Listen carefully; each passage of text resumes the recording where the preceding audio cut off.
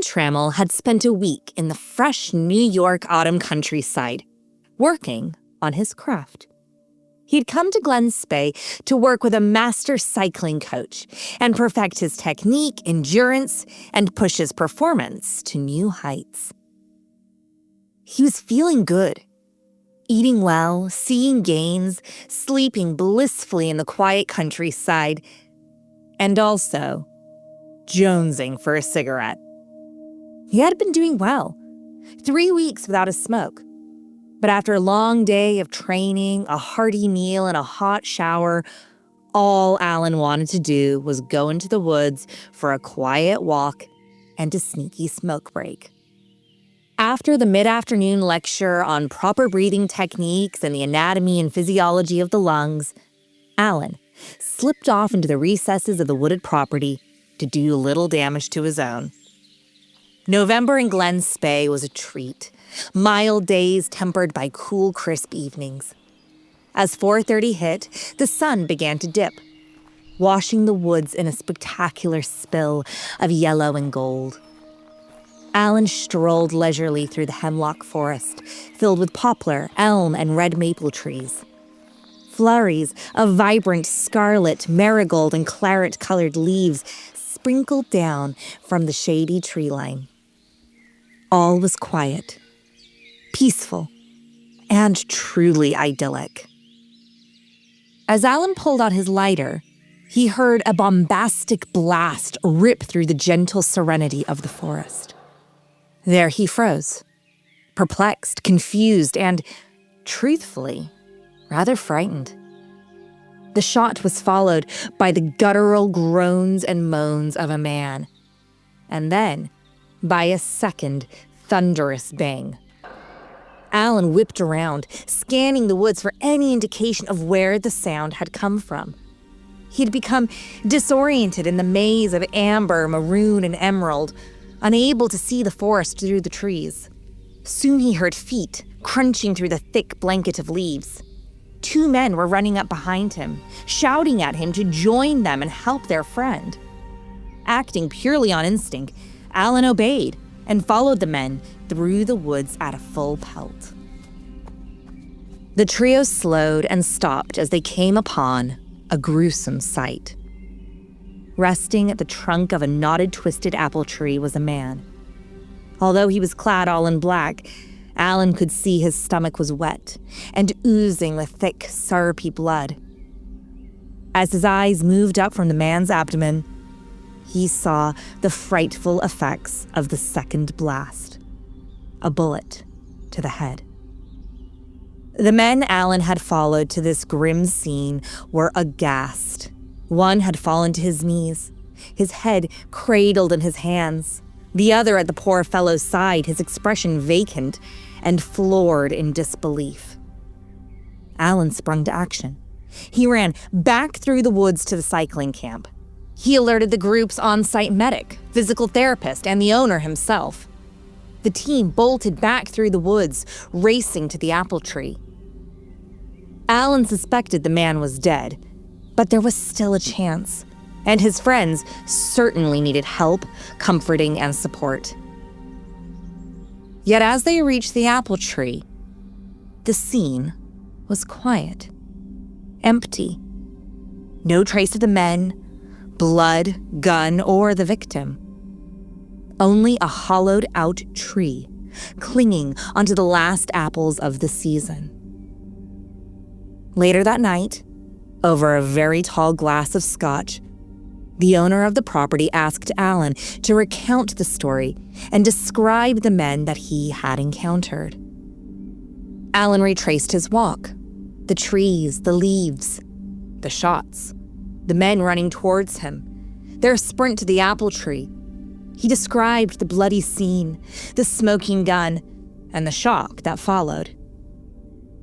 Yet, when he thought specifically about the men he had encountered, he was chilled to realize that they didn't look like anyone at the cycling camp. They weren't clad in lycra or athleisure, but rather woolen pants, crisp white shirts.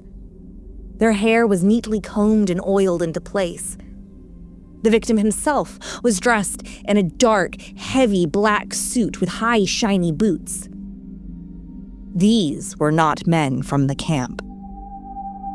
These were not men from this century.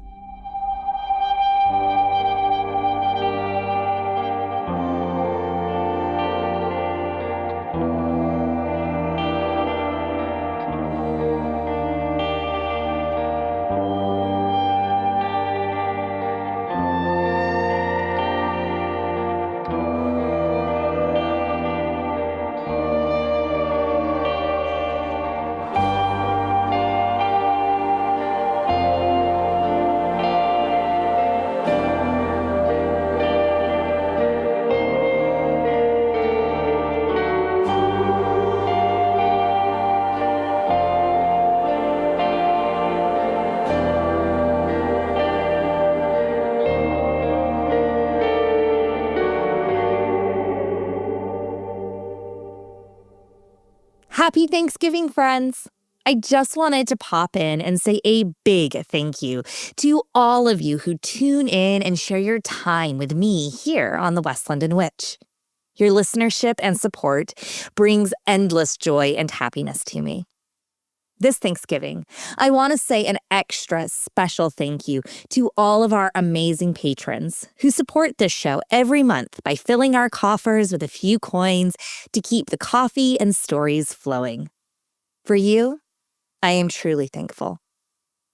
If you're interested in supporting a true cottage industry, or feel like our work is worth a cup of coffee or a glass of wine, join us at patreon.com/The West London Witch and unlock a treasure trove of additional content.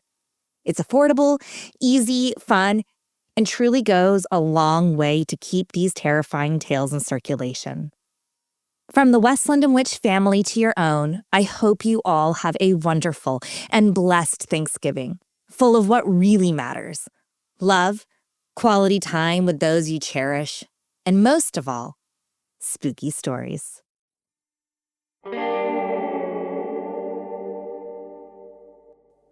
Hello and welcome to episode 82 of The West London Witch, a podcast where we share stories about those moments where we find ourselves very much not alone.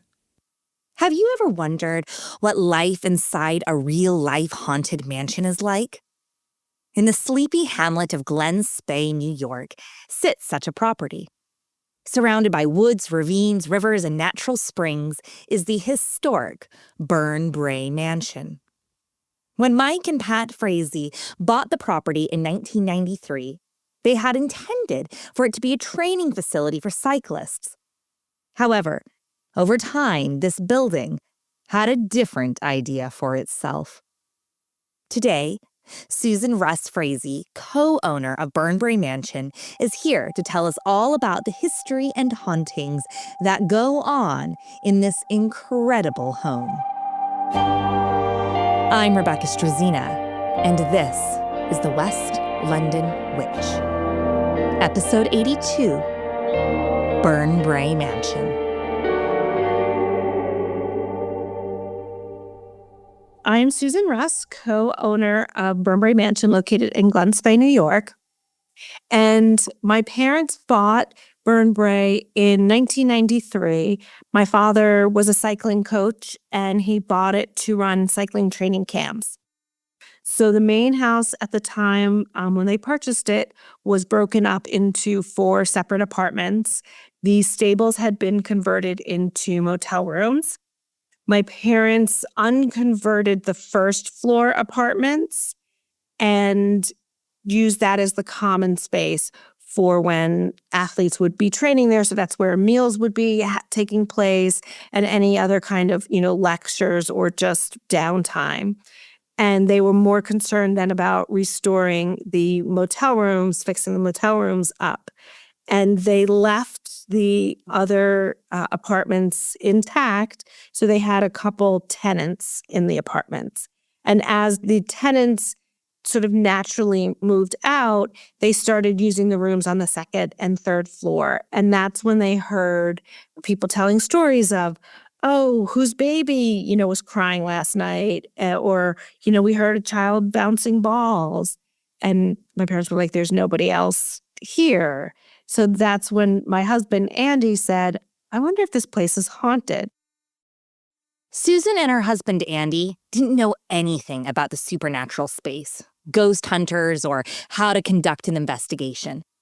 So Andy reached out to a paranormal group in New Jersey. They were convinced that they had been experiencing strange activity, but they wondered if the group could add some confirmation or validity to their claims.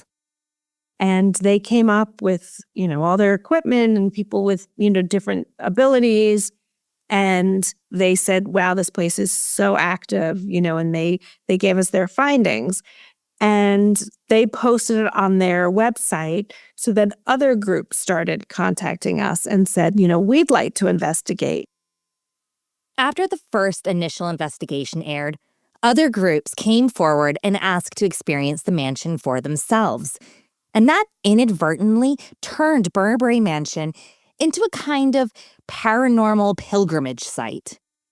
So that's when we started pivoting to, allowing people to come and stay in the mansion and, do investigations. So at that point, both were still happening. So there were still cyclists that were coming to train, and then sort of on off weekends, people would come and investigate. And the more that people found and started telling friends, the business or sort of to shift to where it became that it's like, wow, we've got something special here that people are really interested in learning more about. Burn Brae is appealing for a multitude of reasons, and the ghost stories are really just one factor. The mansion is befitting of its name. It is a charmingly handsome yellow and white stately home, trimmed with a massive porch, stained glass windows, and wide, luscious lawns. The mansion is framed by beautiful established trees, and the whole property just screams elegance and grace. It does not look like a dreary and dilapidated haunted mansion, but rather a debutante's daydream. The property has a really interesting history as well. So the entire hamlet of Glen Spey was founded by George Ross Mackenzie. And George was the third president of the Singer Sewing Machine Company and was a very wealthy man and purchased the 3,000 acres that was formerly known as South Lebanon, New York, and built his estate there. So he built, his own grand mansions, and then his children built mansions. The family essentially created a luscious complex of opulent mansions, exquisite gardens, hunting grounds, and stables. It was the Mackenzie family summer retreat, a glorious estate teeming with beauty and elegance. He actually purchased the property because it reminded him so much of his homeland of Scotland. When George died in 1892, his estate was valued at about $3.5 million, which in today's money would be over $120 million. So he was a very wealthy man, and he left the property to his children. George purchased the land in the late 1860s, but the property was continuously being built upon, improved, and developed. Burn Brae Mansion was built by Mackenzie's daughter, Margaret Ross Elkin, and her husband, Charles, in 1906.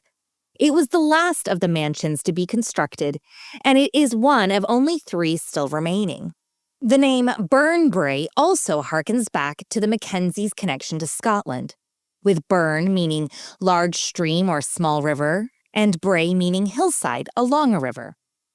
The home has only ever had 5 owners since the Elkins built it, and it has had a number of different uses.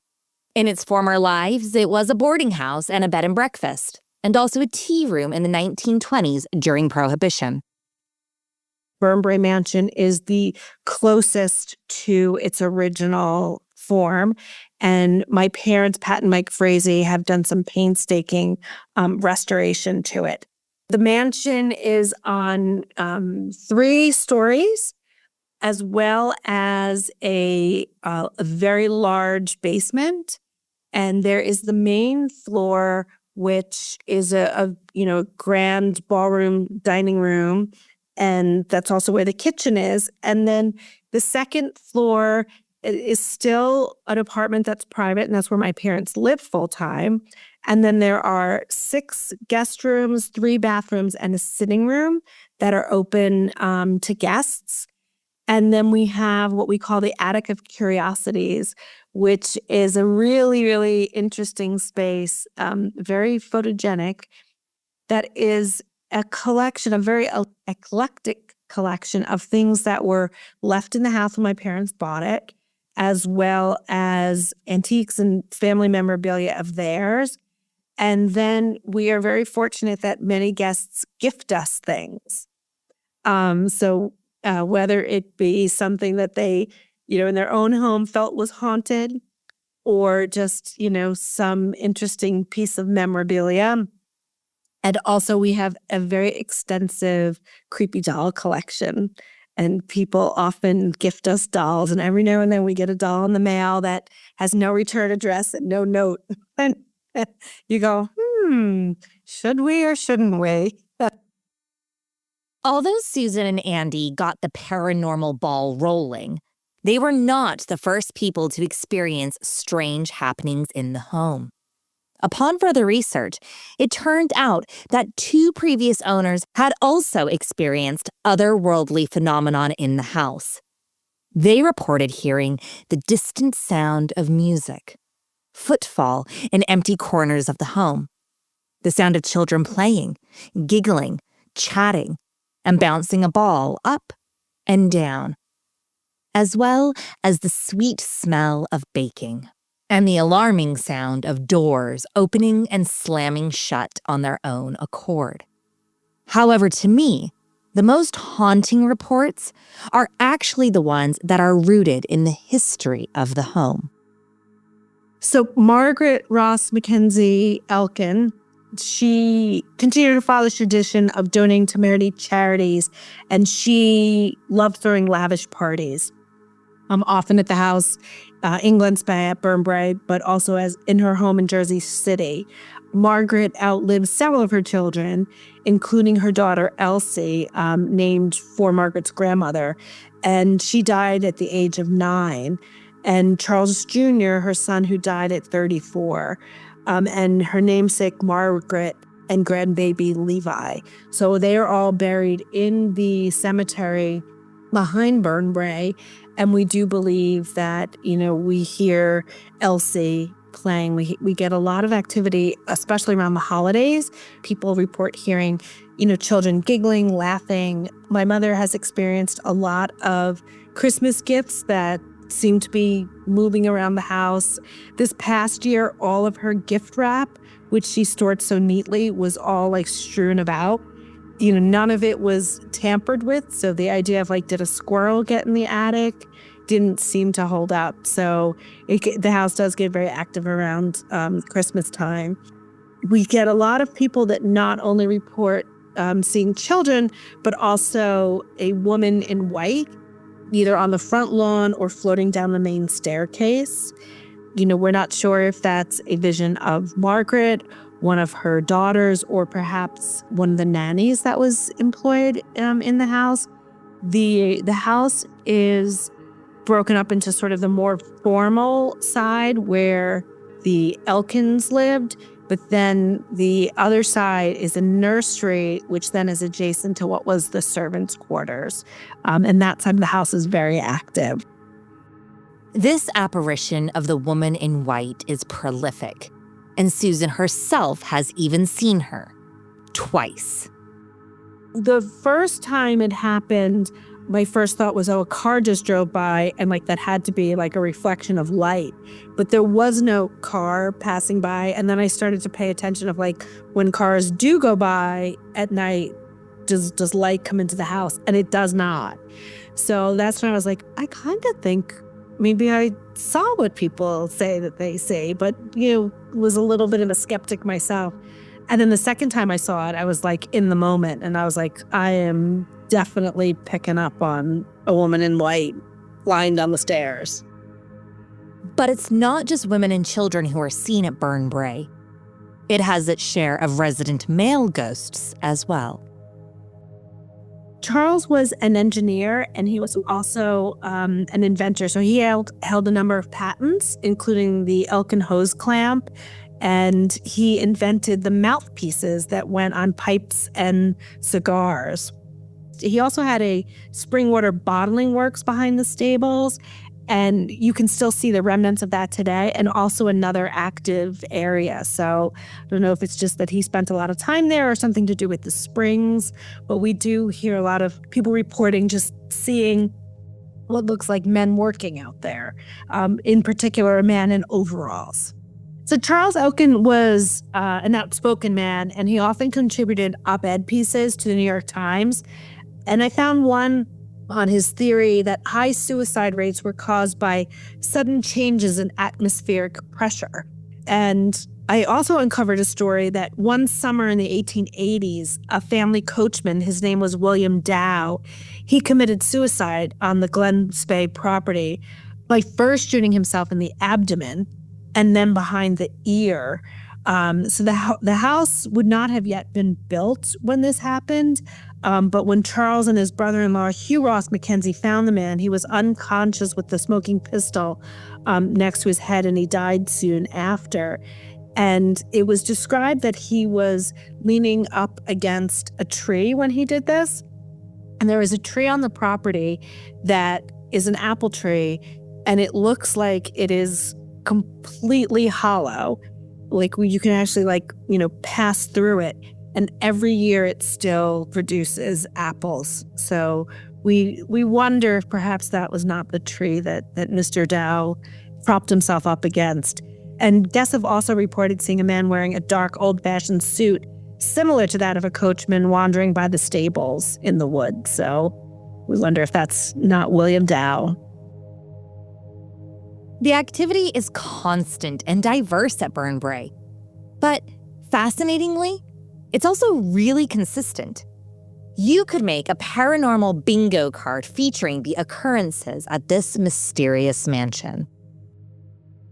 What's really interesting about what people experience at Burn Brae is so many people have similar experiences, and no one has ever reported feeling threatened or in danger, although they do absolutely, get freaked out that it's like, people say they feel people tugging at their toes, tickling their backs is another common one. Seeing the woman in white. My parents do hear, what they think is people calling within the house. Doors slamming mysteriously in the middle of the night. And that has also happened to me, where I'm positive that I closed a door before I went to bed and am woken up in the middle of the night by that same door slamming, but there's nobody in the house, nobody in the room. Lights flickering a lot too. In the beginning, we had a lot of electricians coming in because it was like we could have sworn we saw a light flicker. Something really lovely about Burn Brae is that due to Susan's extensive research, they have a good idea who may be behind their historical hauntings. But they also know some of the ghosts personally. There are some folks, especially younger, like kids, that report the smells of baking, like being able to smell cookies baking. And we do know that Mrs. Hoppe, who was one of the original tenants when my parents bought the house, she baked every single day. It was her hobby. She was an old woman, and she would bring all of her baked goods to church on Sunday. So it was sort of her hobby all week long to bake for Sunday. And she actually died in the house when she was in her 90s. So we think there's a little remnant of Mrs. Hoppe's baking. And also people reporting hearing classical music. And Mr. Hoppe, he collapsed in the house, but he actually died in the hospital. He would listen to classical music every day. So, we think that's a little bit of Mr. Hoppe. So those would be, some lingering spirits of people who we actually met and knew. As sweet as it may be to hear and smell the remnants of old friends, there is also some startling activity that Susan and Andy have experienced. My husband and I stayed in an apartment above the motel. And before we were in that space, we occasionally would stay in the main house. And, during the winter, it's a big house to heat. So, we would turn most of the heat off and use a space heater. So one night we went to bed. It was around Christmas time. And Andy thought it'd be fun to run a recorder during the night to see if we heard anything. So when we went to bed, we turned on, the space heater, closed the door. And at 3:00 in the morning, the door slammed. And, we both heard it. We both sat up in bed thinking the other one had just gone out to the bathroom and slammed the door behind them. But it's like, I didn't get up. No, I didn't get up either. And so we, eventually went back to sleep. And then the next morning we rewound the tape and found it, where the door slammed. So then we started inching it back. And about 15 minutes earlier in the tape, it's a big old heavy door. We hear the doorknob click open, it creep open, and 15 minutes later you hear it slam shut. And we were the only ones in the house. So that one was definitely real and freaky. If my family owned a property like this, I would be desperate to come and experience it for myself. Which leads us to our next two guests. A few months ago, Kevin, Susan's cousin, came to Burn Brae to see his family and, of course, check out the property and do a little ghost hunting of his own. With him came his girlfriend Marnie and their friends Angela and Vel. They wasted no time and began investigating on night one. So me, my good friend Angela, and her husband were sitting around a round table on the first floor, just off the living room. And we had those fake candles that you could touch or whatever. We had a REM pod in the middle. And if you don't know what a REM pod is, it basically just feels or detects atmospheric pressure around it. Or if something touches it, pretty lights go off. We also had a bunch of these devices called cat balls. And if you touch them, pretty lights go off. So we have recording devices, we have the cat balls, we have the REM pod. And not too long after sitting down, Vel, who's sitting, maybe 6 inches from me, he's 6'4", 6'5", 350 pounds, big man. And I look over to him and he's just white as a ghost, his jaw's on the table, and he swears that somebody was going up and down his spine with a finger. And this was continuous for about a half hour. So now, of course, I'm jealous. I'm sitting right next to him. Why do they pick him? So now we're like, oh my God, he's got nothing to lie about. And you could visibly see the hair standing up, which was pretty cool. Then we started getting into asking questions about who's in the house, who lived there, who might have passed. And we were getting hits off the cat balls left and right. Literally on demand, you would ask a question and something would go off somewhere, which was pretty cool. Then we decided to take a little walk around the house. After about sitting down there for maybe about 2 hours, we go walking upstairs, and then there's another staircase going up to the attic. And in every haunted place, the attic is probably the one place that you want to go in or you don't want to go in. Now, hanging over the first couple of steps was this huge chandelier.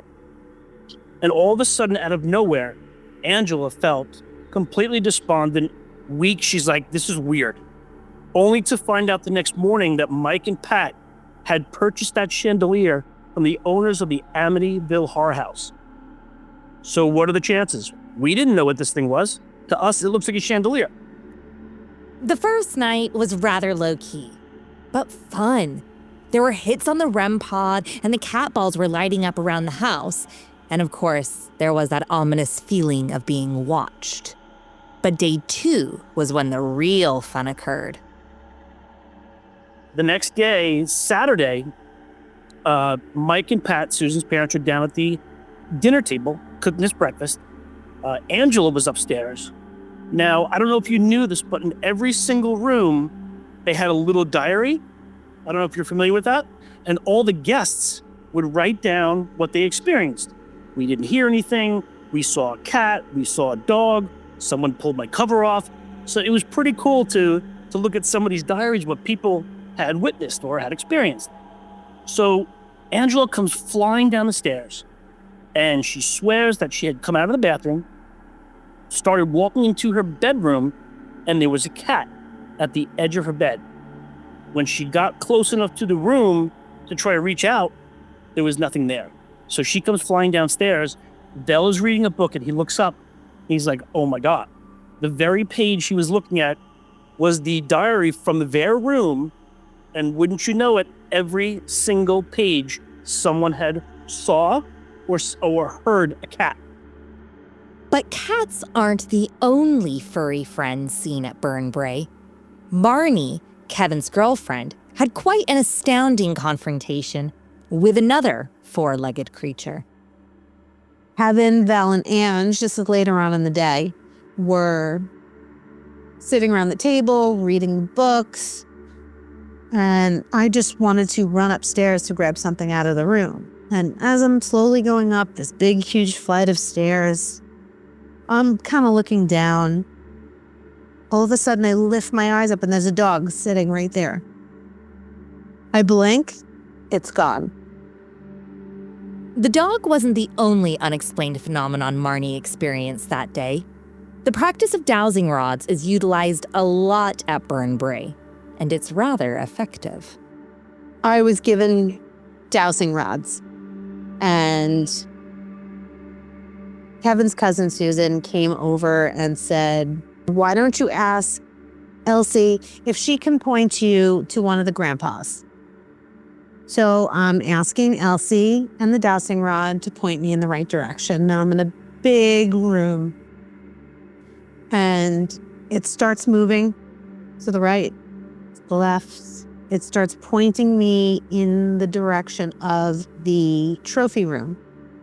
Now, the trophy room is filled with thousands of pictures and medals and just everything Olympic and skating. And when I say there isn't one spot left for a picture, you can't see anything. So I said, all right, Elsie, point me towards one of the grandpas. Walking around the room, it ends up bringing me, it takes me around the whole room. But it ends up bringing me to this one tiny 2x2 picture. And it's just pointing directly at that picture and directly at that person's face. So I call Susan and I said, Sue, come here. I don't know who this is. And she comes running over and she goes, that's Grandpa Duke. And I said, out of all of these pictures, it brought me to one person. And she said, that's not who I thought that they were going to bring you to. And it ended up being one of the grandpas. Now, if Susan wasn't expecting Marnie to be led to Grandpa Duke, then which grandpa was she expecting to be led to?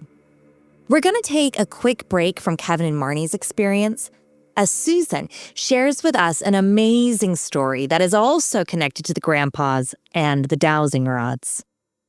My friend Julie took the rods and was just sort of wandering around the house.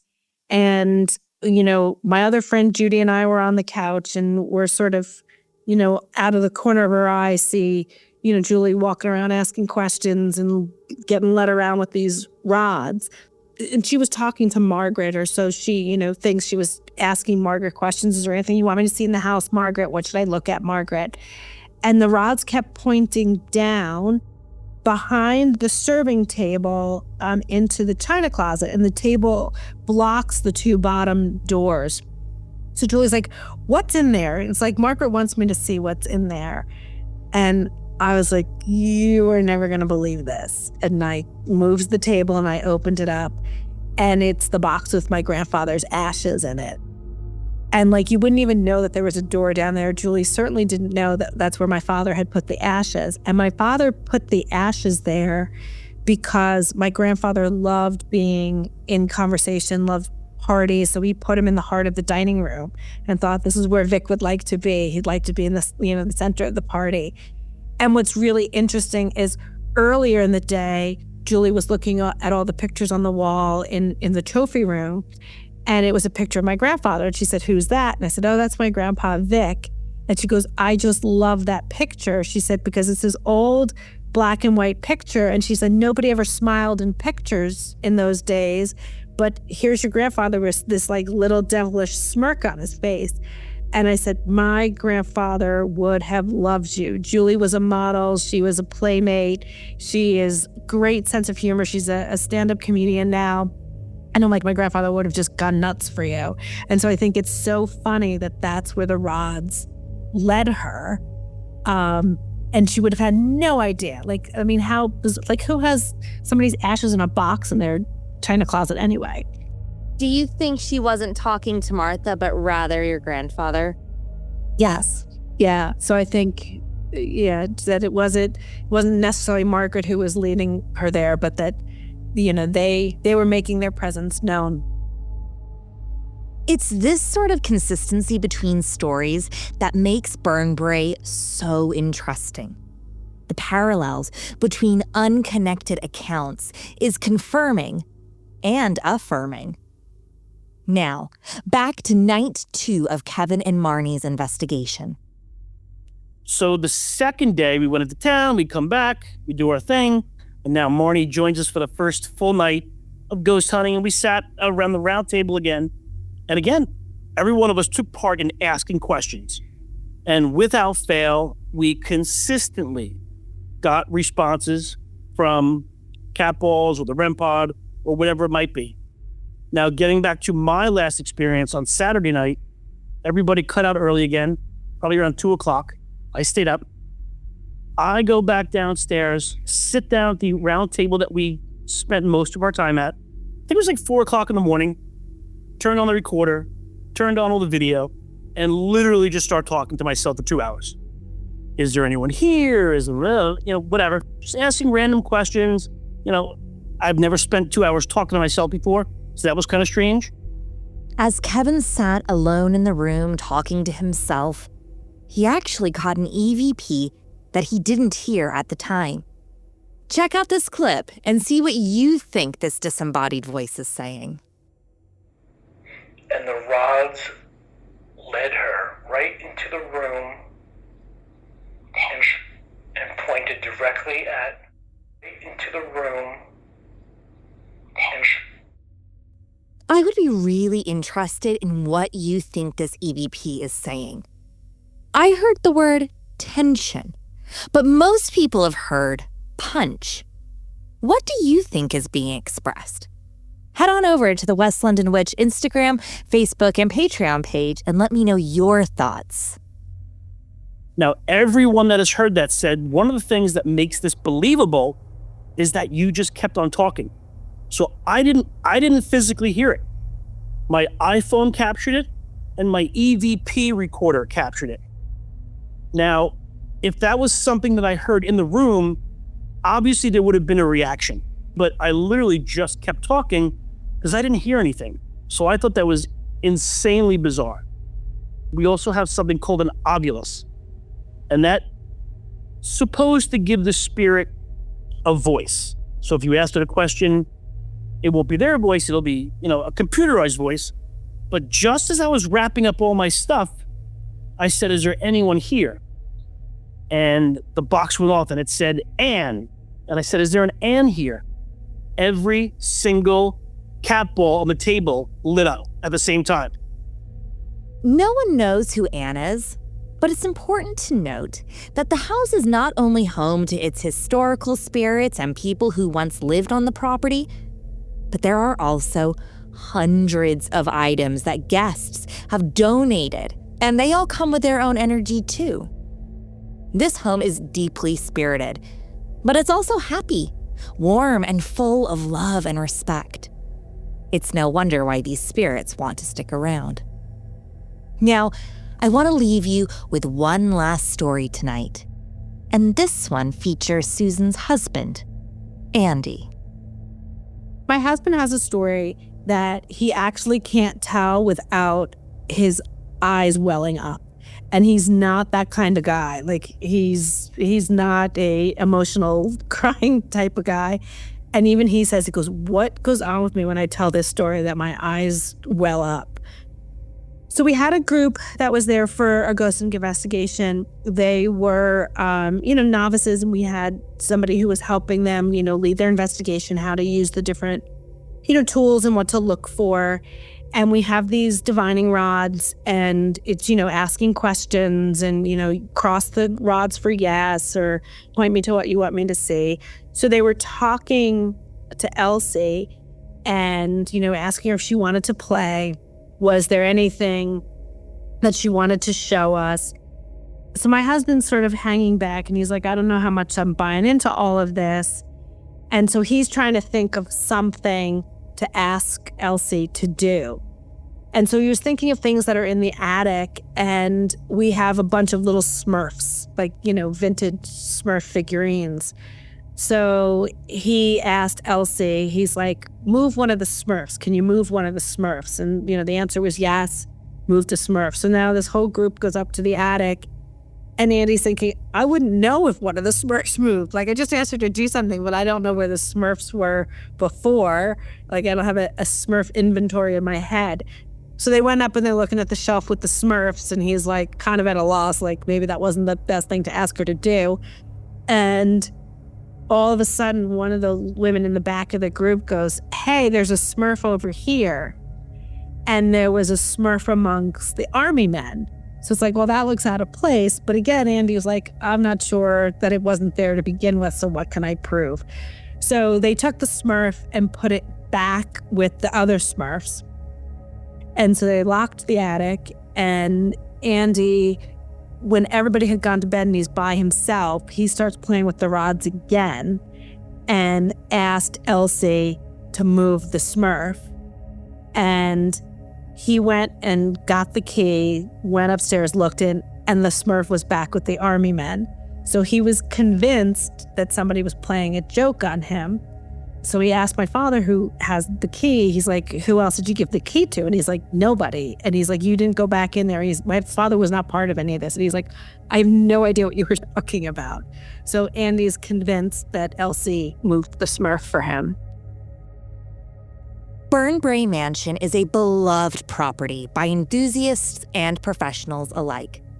It's a location that's on many investigators' bucket lists, and people love to come back time and time again because the activity is so reliable and consistent. And it helps that Susan's family are dedicated to giving their guests a warm, personalized, and welcoming reception. This is a place where both ghosts and visitors feel at home. I think there's just something magical about the place that people want to share it with their family members. We are set up that you can, rent take an individual room, but more often than not, it's that people want sort of that whole house experience and to be able to share it with other people.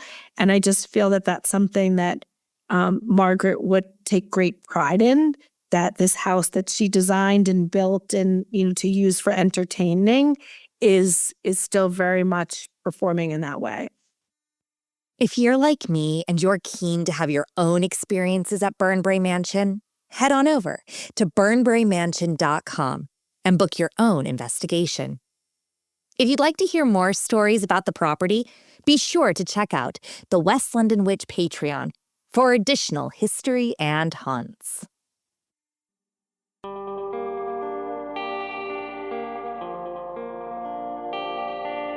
Do you have a spooky story you'd like to share? I'd love to hear it. Drop me an email at thewestlondonwitch@gmail.com or find us on Instagram and Facebook at The West London Witch. If you enjoyed today's episode, don't forget to subscribe, rate, and review. And come and follow us for additional content on Instagram and Facebook. Until next time, merry meet, merry part, and merry meet again.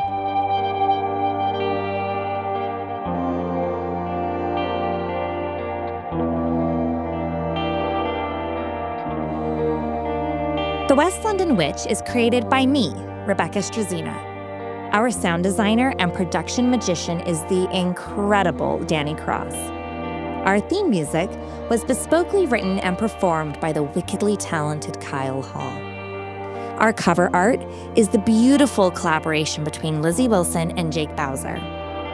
Special thanks to Miss Sinead Bowers, our quality control and biggest cheerleader.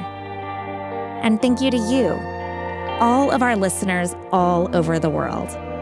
These are your stories. Thank you for sharing them with us.